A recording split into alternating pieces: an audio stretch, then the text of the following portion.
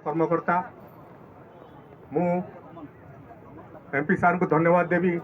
बहु व्यस्तबहुल समय भितर आम सकाळु देखुचु सी सकाळु बहुत कार्यक्रम आज भाग नहीं एवं बहुत कार्यक्रम कर कार्यक्रम अच्छी आगे तेणु व्यस्तबहुल समय भितर आमको जो किसी समय देते मो जिला क्रीड़ा संघ तरफ बहुत बहुत धन्यवाद जनाऊँ।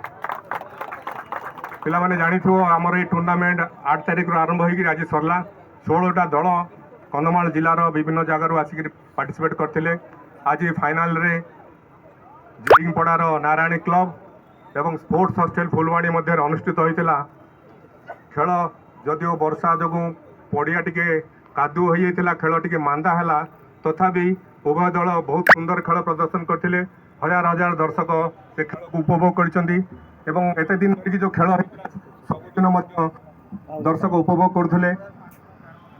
उभय दल को बधाई जनईबी कारण सेमानकर खेल जो आज दर्शक माने एठी भरपूर मनोरंजन हो पारला।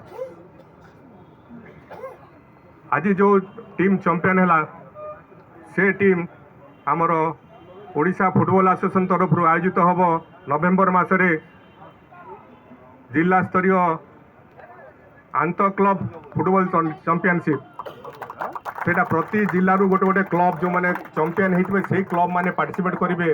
तेणु ए वर्षर नुआ भाव में चैंपियन होता नारायणी क्लब जिरिंगपड़ार मुझे साधुवाद जनाऊँगी से मैंने आमर जिला तरफ आंतर क्लब रे जाकर पार्टिसिपेट करेंगे नवेम्बर मासरे कटक रे।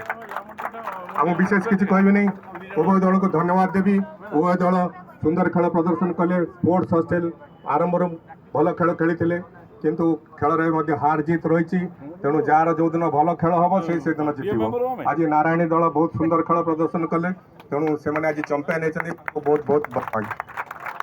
मुझे विशेष किसी कहबी नहीं आम ग्रहण में आमर मुख्य अतिथि श्रीयुक्त